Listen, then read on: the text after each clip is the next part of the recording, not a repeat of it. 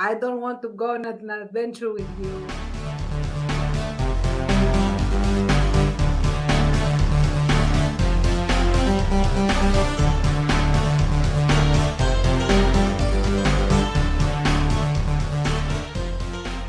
Hello and welcome to the Quackcast. This is Quackcast number 617. I am Ozone Ocean, and with me is Baines and Tance. Hello. Hello. So this week we're talking about adventure! High adventure! Adventure on the high seas, adventure in jungles, adventure all over the place. But mainly adventure. Adventure. Exactly. So yeah, this is an interesting subject. Adventuring all over the place. It's a good genre. It's an interesting genre. It's one of my favorite genres. I love it. All right. I also love it. Oh, there we go. I love it. We got two loves for adventure. Baines, do you like adventure, or you can take it or leave it? I tolerate it. You barely tolerate it. Yes. You get lost in your own museum. That's why. Exactly. Does anyone here speak English? Oh my god! I would follow him like on his own movie of trying to navigate the country. Yeah. Oh, man. He was great. He was so great in that third one. Yeah. It made him more comedic, hilarious. R.I.P. Unfortunately. Mhm. Well, before we get more into this adventure stuff, we have to mention the featured comics. So I featured a comic this week called Arcan Blade. So I'm going to tell you about that now. Hello, I'm Ozone Ocean, and my feature for the week was Arcan Blade. Fang is a tough little speedy barbarian warrior woman with great big Sonic-style hair. She's the last of a proud tribe and pretty decent thief. But it seems that everyone in the kingdoms wants to get their hands on her. She has a massive bounty on her head, and greed is a great motivator. But some have darker objectives, including a demon queen. This is an incredibly fun fantasy comic full of comedy, adventure, amazing action scenes, and cute fantasy women. The art is bright, highly stylized, and colourful with cel shading. So it looks really good. It's really fun looking. It reminds me of anime in a lot of ways in the story structure and the way it's sort of plotted out. It's got a very traditional kind of fantasy structure. It's not isekais, it's not an other world. This is just they're embedded in this world. This world is them. So it's a proper fantasy comic. And it's just so much fun. So much action and naughtiness and silliness and a bit of violence too. So there's a bit of everything. So this is a great comic. It's by Guy Persin or Guy Perkin, I'm not sure how to pronounce it, and it's rated T for teen. And that was the featured comic, Arcan Blade. Okay, so after that, we have the featured music. Gumwallace is indisposed this week. He wasn't able to do a feature, so we'll have a best of. A best of that I'm just going to pick. I don't know what it is yet, but you'll know in a second. I don't want to say he was arrested for human trafficking, but make of it what you will. You never see those two guys together is all I'm saying. Gunwallace and that other fella. So, well, whatever. Yeah, that other guy, yeah, definitely. Yeah. Watch out for him. He who must not be named. All right, Gunwallace, take it away. No theme from Gunwallace this week because of the holidays. So some more best ofs. These are two themes Gumwallace made for Bottomless Waitress from Quackcasts 423 and 490. So that's quite a few years ago now. So Bottomless Waitress, the comic I do with Baines. It's a silly comedy, fun little comic, and Gumwallace made us two themes. So here's the first one. It's a Very happy-sounding Southern Joyful track filled with banjo and layers of guitar twanging away, bringing notes of sunshine, natural wood, the light glinting softly through the tree leaves, making dappled shadows on the ground. It's a perfect advertising jingle. So take it away, Gumballs, with your first theme to Bottomless Waitress.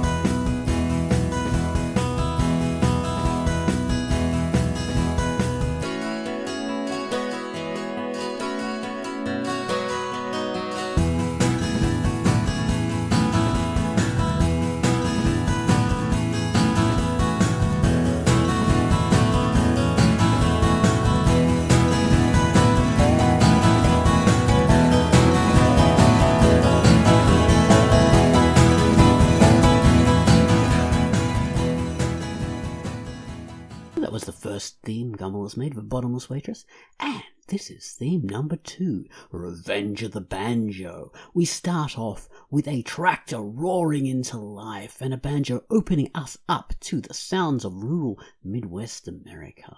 Wide cornfields, golden wheat, grain silos, quiet backroads, haystacks, big red barns, and a kinky little diner where the coffee is bottomless and so are the staff. So take it away, Gumballs, with your second theme to Bottomless Waitress.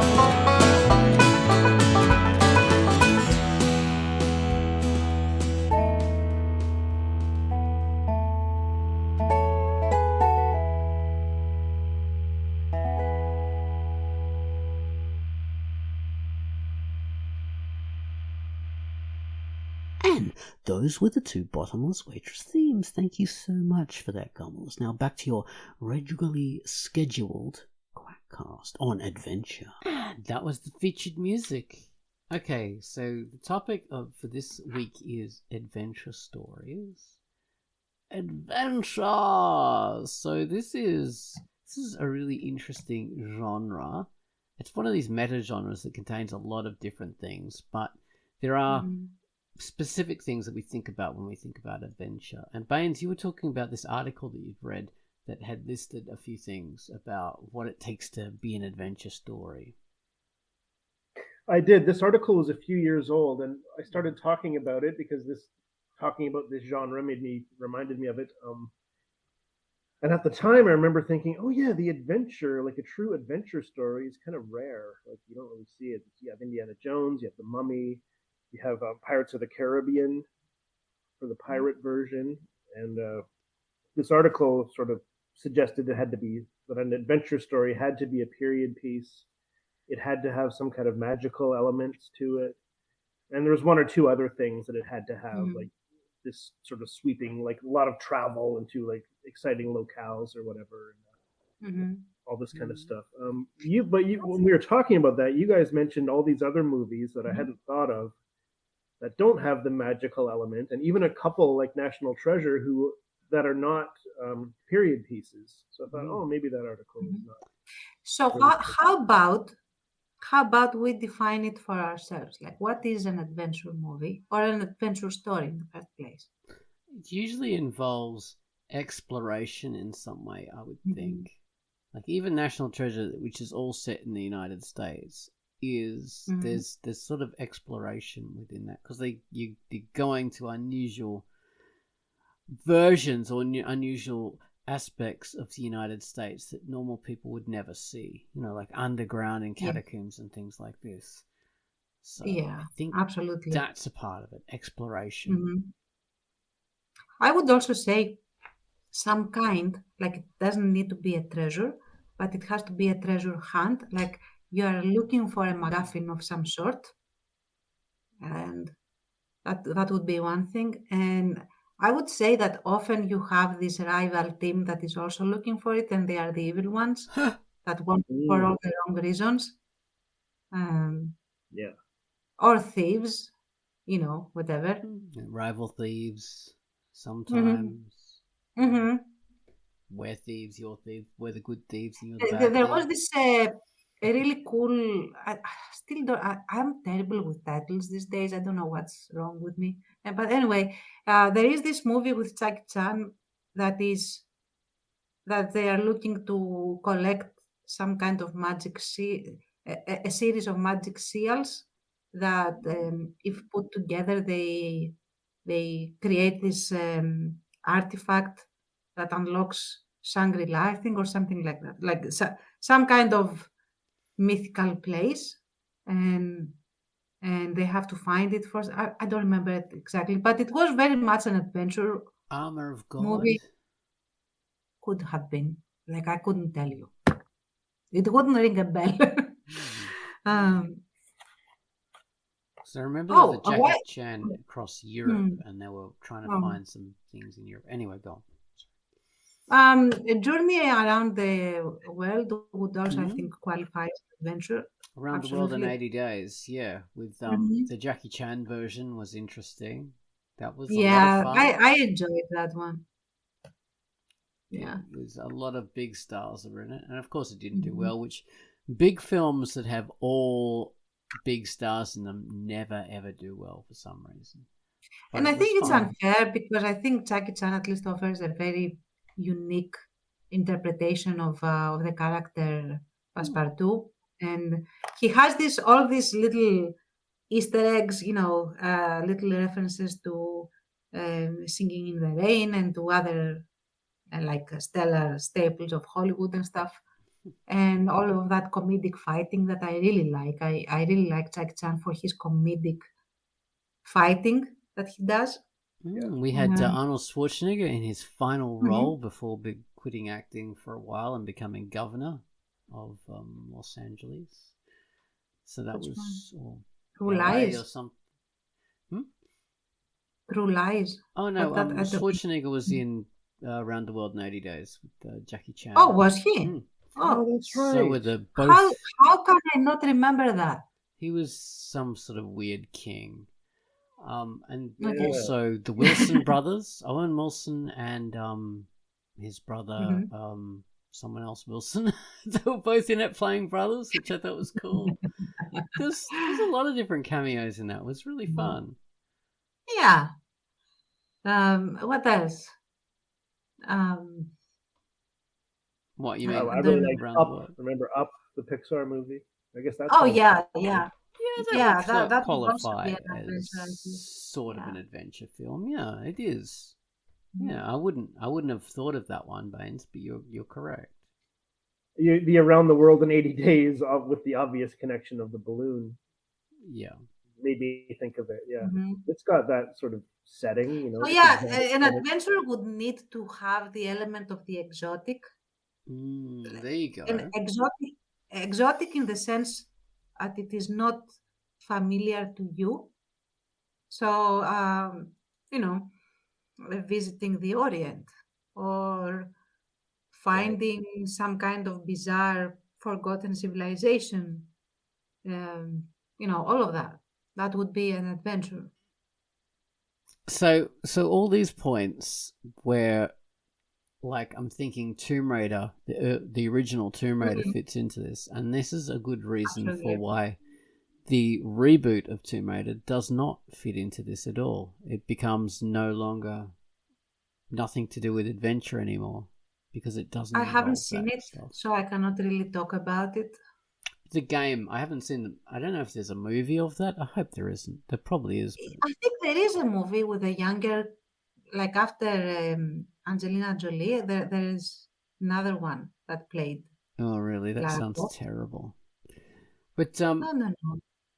okay. So in the obviously in the first Tomb Raider, it's classic adventure. There's aliens, but it's like we're going and we're looking at Egyptian temples and tombs, and we're looking at Greek things, and we're looking at Norse things, all that kind of stuff. It's like we're going and we're looking at artifacts and fighting wild animals and things, and it's pure adventure, which is what made the character so great. They have to Speaking be of, self-sufficient. I'll just sort of finish what I'm saying. She has to be self-sufficient, which is another adventure kind of thing. You have to be able to survive being rugged and in the wild. You have to know how to fight, all that kind of stuff with very simple tools. You know, just a couple of guns or whatever. So she was like totally in that. Whereas the reboot is Survivor. And that has a lot of baggage and is no longer about adventure. It's about being a survivor, which is just not as fun anymore. An alien-centric adventure, I would say, would be Stargate. If you remember that movie. Yeah, especially the original movie it's based on. The original one. That's the James Spader. Yeah, James Spader, Kurt Russell is in that. Yeah. Right. I really loved it. Like I remember that it really pissed off. I was in like undergraduate studies at the time in college, and I had taken this Egyptology course as part of my electives because nerd, all of that. So my professor, she was so pissed at this movie. She hated it. Because it like totally recreated all this para literature thing about how the pyramids were made by aliens and all of that. And she hated it. I loved it personally. I think it was one of the best fictionalizations of that kind of conspiracy theory, like the ancient pyramids were part of an ancient civilization, blah, blah, blah. So for me, that is adventure because you go into that exotic alien world of the aliens that did this. So, yeah. Yeah, it's fun. It's a blending of sci-fi and adventure in a very fun way. An old Hollywood epic movie. Because at that stage when that movie came out, epics had sort of died. We didn't really have epics for a long time, and that was a big sweeping epic. And then we had things like Independence Day, which is not adventure, but that sort of gave rise to another, as I remember it, I could be wrong, but from memory it gave rise to another kind of new age of epic movies, epic adventure movies, or just epic movies in general. So it was really good.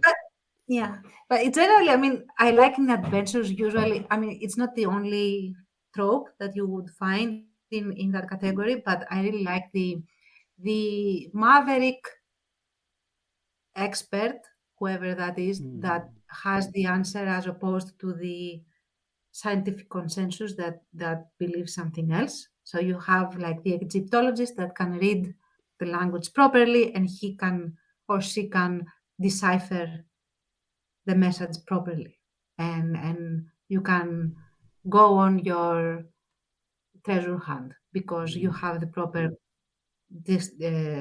decoding. Or you have the one person that has discovered something that nobody believes them that they have discovered it, and they have to go prove it again, all of that. I really like that kind of trope, having the one maverick, a really dedicated, nerdish kind of guy that has the answer and everyone else is trying to discredit them. That is one trope that I really like.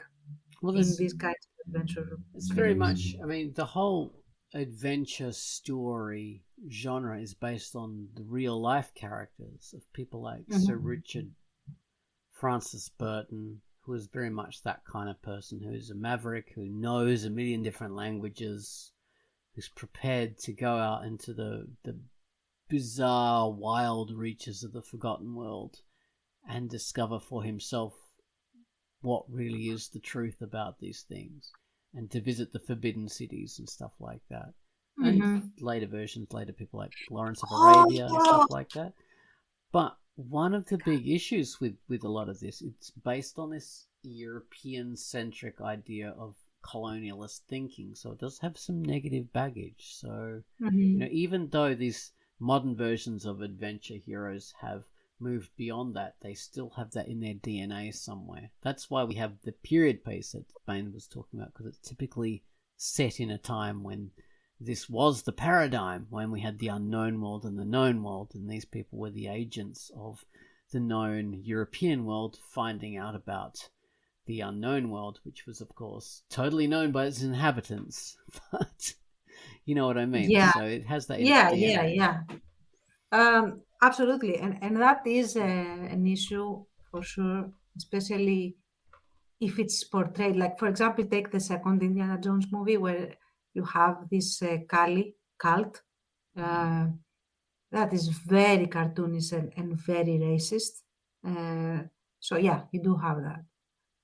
But I'm very excited. Like I remember one movie that I used to love and I had forgotten, and now you reminded me of, and that is Vibes with Cyndi Lauper and Jeff Goldblum in Did you their say that it's an youth. adventure story? It is an adventure story through and through, Right. and it is about this pair of psychics that are completely different in personality. You have, Jeff Goldblum plays this uh, museum curator who has this gift of, knowing he touches a thing and he immediately knows where it has been and who has handled it and what happened. So he is basically invaluable to the museum because he Yeah. can properly categorize stuff. And you have Cindy Lauper who plays this slug level, really um,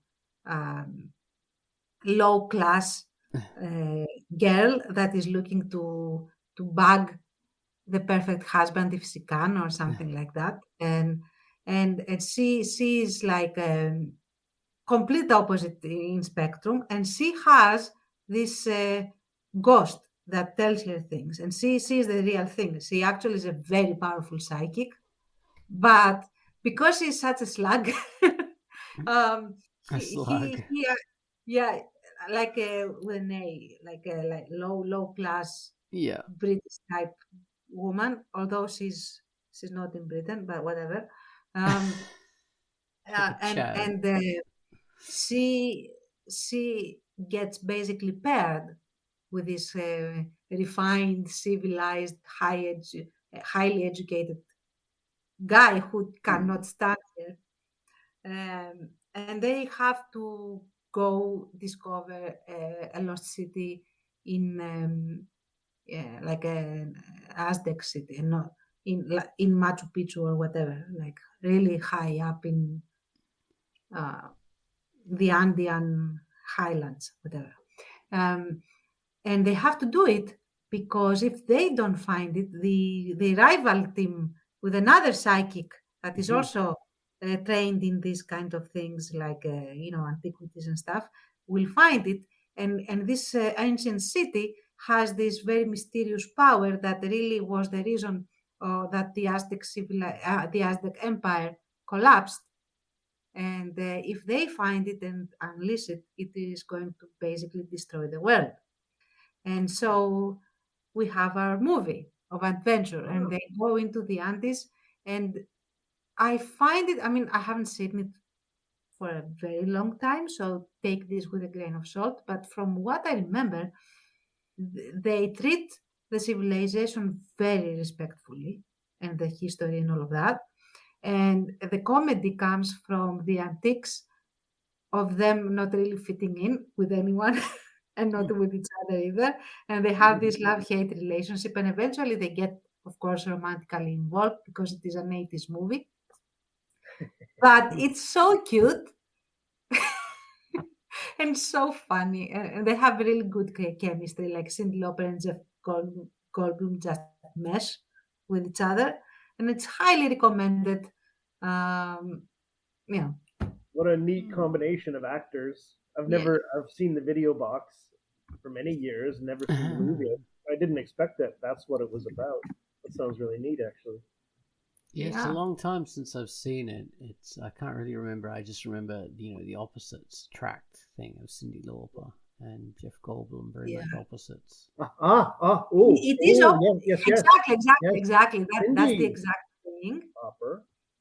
But the good thing about it is Baines, that what were you going to say? Oh, sorry. Tom. Nothing. That was my Jeff Goldblum impression. Oh. That's all. Yeah.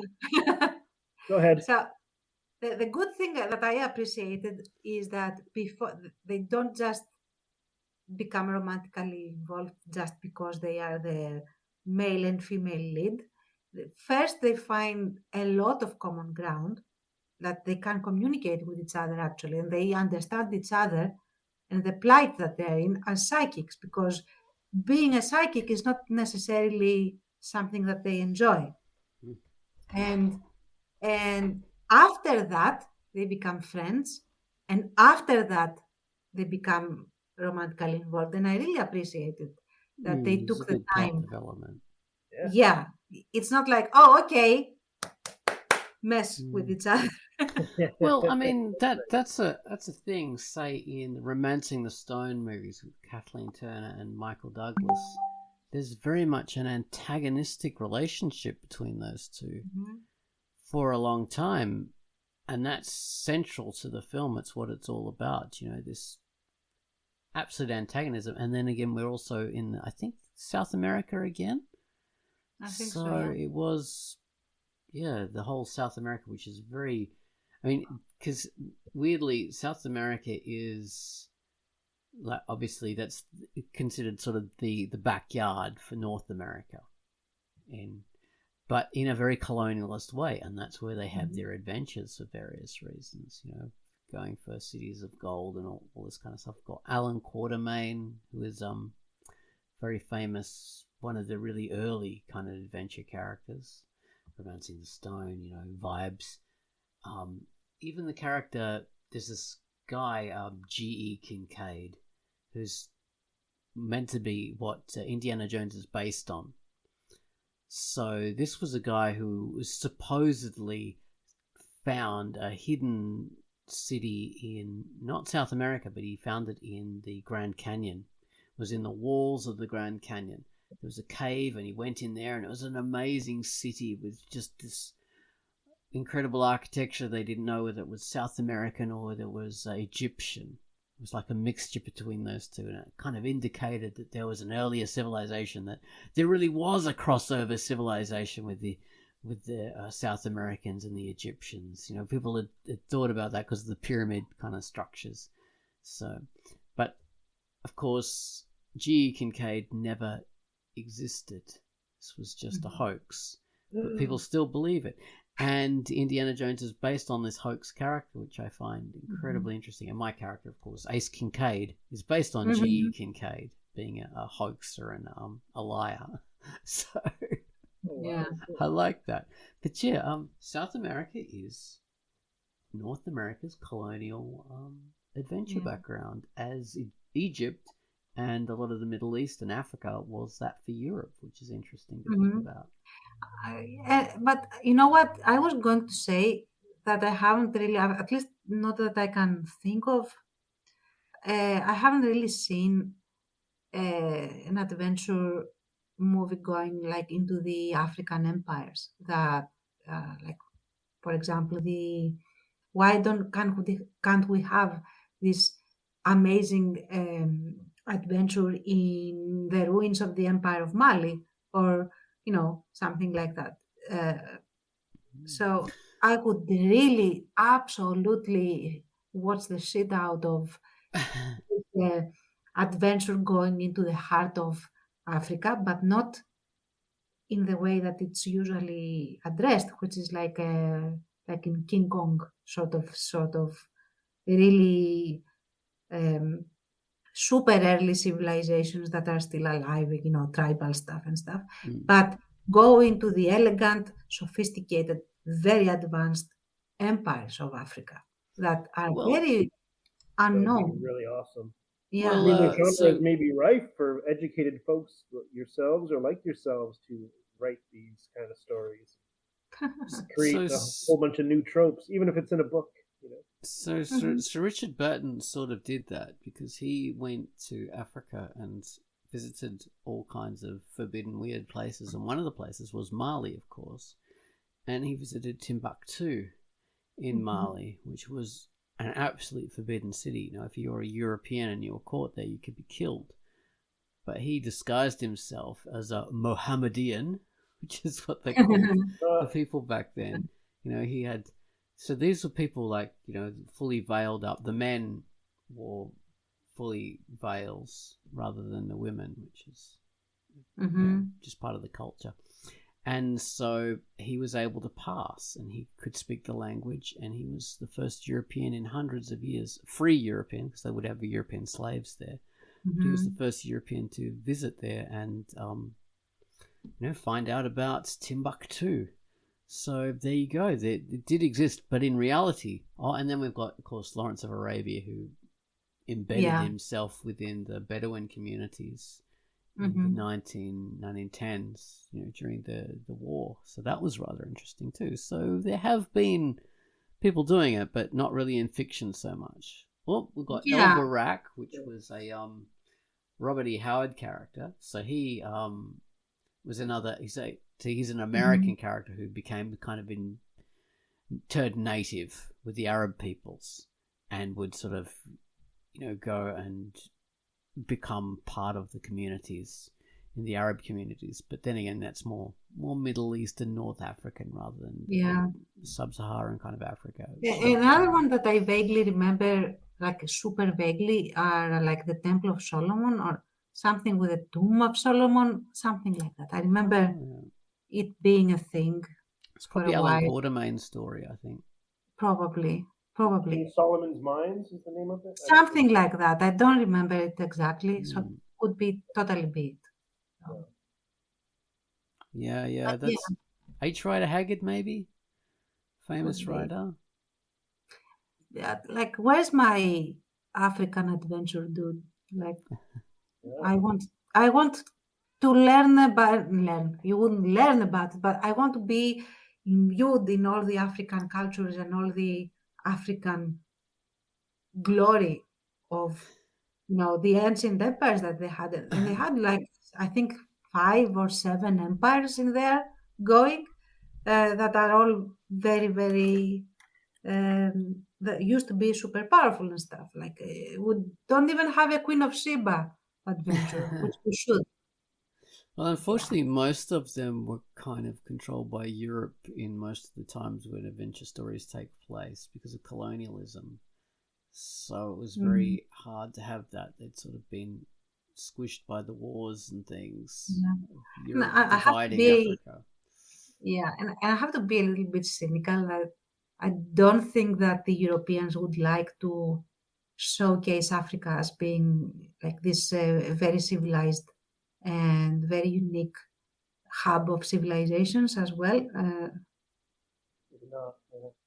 because it wouldn't fit the narrative as much. Well, they could do Ethiopia. That stayed around as a its own kingdom for a long time. I mean, I don't think it was ever conquered, well, except for the Italians in the Second World War. I'm not sure. The Second World War. But yeah, Ethiopia was a very powerful kingdom. So there's that one. That stayed strong. Yeah, absolutely. I mean, come on. I mean, I'm sure you can have like a treasure hunt and hidden stuff and magic and all of it. You can do all that stuff, but with a different backdrop and like different particulars. That would be really great and fresh. Yeah, well, like I said with Ethiopia, they've got those those amazing ruins. You know, it looks like there's a mountain and there's a temple, and it's carved out of the side of the mountain, and they have the Ark of the Covenant there, which There is you go. incredible. So there you go. It's like tailor-made for it. They have Exactly. It's people can't go begging into to actually be made into movies. Come on, do it. I want to Cool. see it. Yeah. People think of Ethiopia just from this 80s stuff when it was the famine.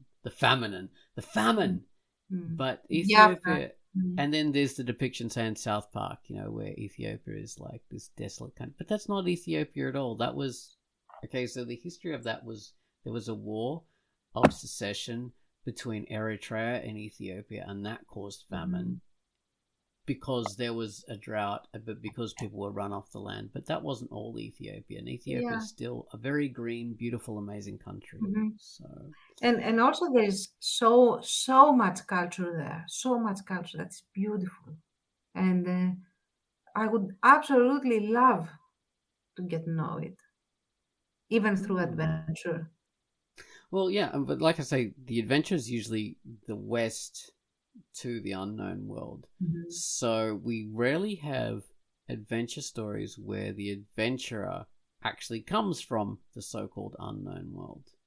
So it'd be interesting to see more of that. I mean, maybe you could do a reverse adventure where the emissary of that world comes into the West, which would be interesting. I mean, we do have that a bit with the Jackie Chan movies. Where and he's that a was Chinese refreshing. guy. I really liked that. You could even have that one of the main characters tries to keep the classic style of adventurer from actually going into their world, and they have to be convinced to let them in or something like that. Yeah, I think it could easily work. Yeah, whether the person came from the African countries or whether they came from, you know, somewhere like China, like Jackie Chan did, or wherever, South America. I think it could easily work. It's a genre that can work in any direction. I think it's not limited to the traditional. Exactly. And even if you would go on well-trodden paths, like stay in Europe, you have so many things that are unknown still about European history all over. Not just, Greece or Italy or stuff like that, but you could really go really deep into the weeds in Neolithic civilizations that gave rise to a lot of later civilizations. You could go into Minoans, and then you could go into whoever built the Stonehenge megalithic monuments and stuff like that. And you could really explore the very origins of Europe, which is super exotic, in a time where things were looking very different. Like, for example, everyone knows Santorini and how it is now, but it didn't take this shape until the 1500s, where the volcano erupted again in the 1500s and created a smaller island that we now know as the smaller island that you have in Santorini. This is super new. So back in the ancient times, you wouldn't even have the bay, let alone the island. And all of that. I mean, you have so many things to explore. Yes, it would be interesting to find out more about the Kurgans or the Sea People, all these kind of mysterious civilizations who no one knows much about even today. So, and like you said, the original inhabitants of the British Isles who made the Stonehenge. And that was a period before the Celts came. So, what happened then? Who were those people? This is fascinating. Not that a modern adventurer could really lend much onto it, but it makes for a good mystery for them to sort of find out about. Exactly. So, it could be set in any country. I like it. And you've got big monuments and things, So, and there's a lot of different amazing monuments around the world. In like Malaysia and like the little islands in Polynesia, Melanesia, all this kind of stuff, and they have fascinating history. Exactly. And it feels like such a loss that people are not really exploring that. Yeah, go rampant. Celebrate all these civilizations, all these cultures, and make something that makes people interested in them. I mean, Yeah, rather than the whole, I don't really like the bullshit of the ancient aliens kind of stuff because yeah, it kind of we don't minimizes need the achievements aliens. of people. Yeah. Yeah, So, humanity is exciting as or like on its own. You don't need aliens to make it. So yeah, I mean, these people made some amazing megalithic mega structures back then, just from stones that they quarried from this island or that island, mhm. carried, miles and miles to build up like huge islands worth of rock. It's incredible. Like these Exactly. incredible temples in Cambodia, like Angkor Wat. Just amazing looking things. They've got all trees growing out of them now and all kinds of Mhm. things. Massive stone faces collapsed. Oh, of course, in South America, as we know, with the Toltecs and the Olmecs, things Exactly. like, before the Mayans and the Aztecs and stuff like that, you have all these other different peoples who made mysterious and wonderful stuff. We seem to, we talk about Mayans and Aztecs, but they really were contemporary to Europeans in a lot of Mhm. ways. They existed at the same time. So their empires were in the 1500s and stuff like that. So it's old by today's standard, but it wasn't from the point of view of the Europeans who went over there and sort of, Yeah. conquered them. But there And were people way before that. When mhm. those are the mysterious, interesting ones, like Like Toltecs and who, Olmecs. And exactly, who made the Nazca Desert drawings and why? I mean, everyone goes immediately to aliens, but why do you assume that they didn't know how to fly themselves? yeah, could have Like been subtle why? Why? methods. Why do you think that flying is just such a very modern thing and nobody else could decipher how to do it? That sort of thing. Could put a person up in a kite. That could work. Thank you. It's big Exactly. enough with a rope. Yeah. Probably have a lot of deaths, but then again, it happens. It happens, especially like okay, so some of us will die, but flying, Yeah. Yeah. that's the other thing. Well, I mean, Uh, like we credit the Wright brothers for the first flight, but people don't realize that the first heavier than air flight. But the Wright brothers were the first heavier than air powered flight. Before that, there was an English guy and his manservant who had pioneered flight. Like I think for a period of 20 years, they'd been flying on gliders, wooden and canvas gliders.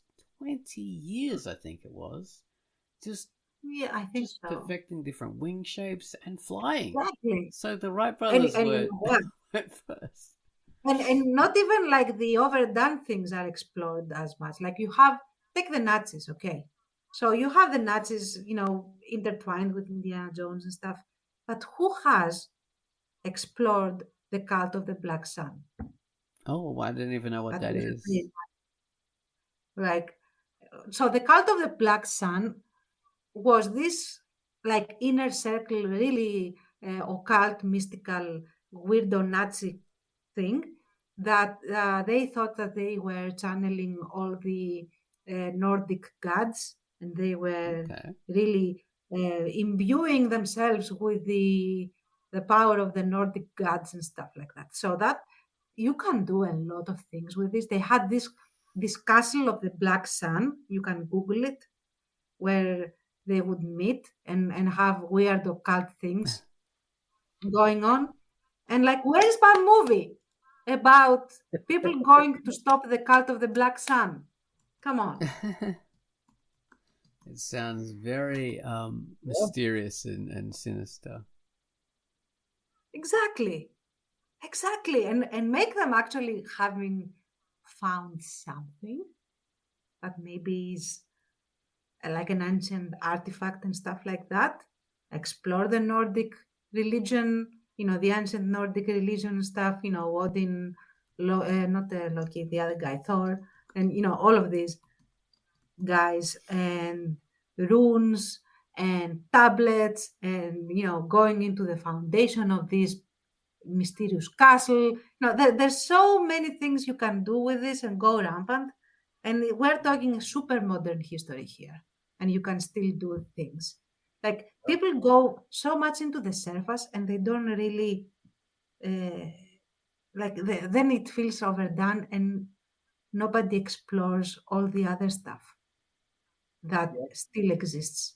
Like, history is crazy. Like, there are so many things that you wouldn't believe that are actually historical and have been documented. Like, use them and create these adventures, and that we can all go on. So what are your guys' favorite recent adventure films? Like, Tans, did you mention in the video, I think, the Red Letter? Red Notice. Red Notice. This is Ryan Reynolds and Dwayne "The Rock" Johnson. Yes. Doing an adventure story. And Gal Gadot. And they are like, this is classic adventure in a modern twist. And I am there for it. Like, I would watch a second one of that. Jungle Cruise was a good recent one. I mentioned that in the Quackcast video as well. So we have Dwayne as captain of a boat in South America. It goes up and down the Amazon, and we have a brother and sister team that joins him, very much like the Mummy. I mean, he basically plays the Brendan Fraser character, and they play the brother and sister in the Mummy. So, I want to see that same now. sort of thing. Yeah, it's not as good as the Mummy, but it's still good. It's still fun. So there's supernatural stuff in it too. So it all works out. The Mummy was, again, like a refreshing exception to the modern rule. Like, I really like the first Mummy. It's chef's kiss. Yeah, it's classic. Yeah, a lot of fun. Modern classic. And scary, like kind of early CGI, I guess. Yeah. You know what? Scary, That's another element in adventure movies. Like, they have a terrifying element to them, but at the same time, they don't take themselves super seriously. Like, they know that they are feel-good movies in the end. A bit tongue-in-cheek. But they have a terrifying. Yeah. But they also have this terrifying little horror element to it, and I love it. Yes. Yeah, I mean, definitely Raiders of the Lost Ark, so much fun and grand and adventurous, but it's definitely got its terrifying elements with the corpses and the melting some of the faces. other little moments. Like, like pretty creepy. And I remember, like, in Raiders of the Lost Ark, when the Nazis open the Ark, and you have this really beautiful angelic cloud of entities that come out of there, and then they become the frightening ghouls. Yeah. That was very iconic. Like, wow. Loved it. Absolutely. Yeah, oh my god. I have to go watch it now. If anyone's seen Strange World, I think it's called, which is either Disney or Disney Pixar animated adventure film. I haven't seen it, but I want to now. I haven't seen it. This is good. It's also interesting in that I think it's Disney's first kind of openly gay character in an adventure story, and that was an interesting inclusion. So this is so I suppose this is what Americans would call a mixed race kind of couple who are part of this adventure family, and so the son has a white dad and a black mum, and he's also gay, so that lends it some unique kind of aspects. Ticking all the boxes. Ticking boxes, but it's not really a ticking the boxes film though. Even though it is ticking the boxes, it's not that, because it's a character that stands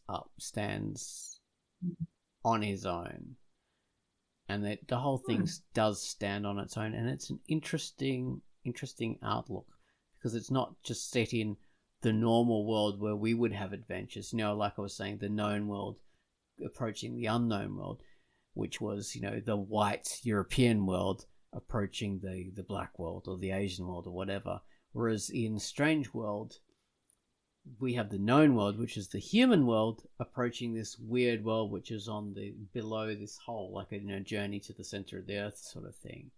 And then everything's topsy-turvy and weird, and I won't spoil it because it's really kind of there's a specific reason for why things are weird in their own way, and it's very much tied to the plot.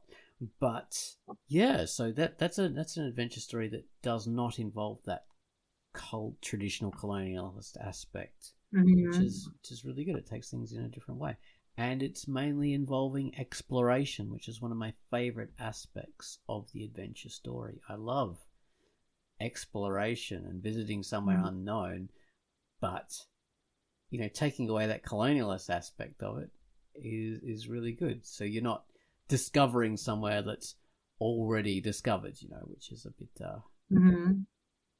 that's not really a true kind of thing, because it's not already discovered, because you're discovering it for a specific group of people, because it was unknown by them and there was no way to know it before this person became an emissary and became an adventurer and an explorer and discovered these things. There was no way for that stuff, because there weren't any there wasn't any real communication between these people as equals or whatever. So it has to be that way. But anyway, there's none of that baggage in Adventure in Strange World, so it's good to see. Sounds good. I'm gonna check it out. But speaking of that you mentioned, that is an element that you could basically redefine, quote unquote, the adventure genre by revisiting certain things, by having the locals be already privy to certain things, that the other explorer that comes from the from the colonialist culture doesn't know. Like, for example, take Greece, which oddly enough, I don't think it is super explored in adventure movies as much. Not that I can think right now off the top of my head.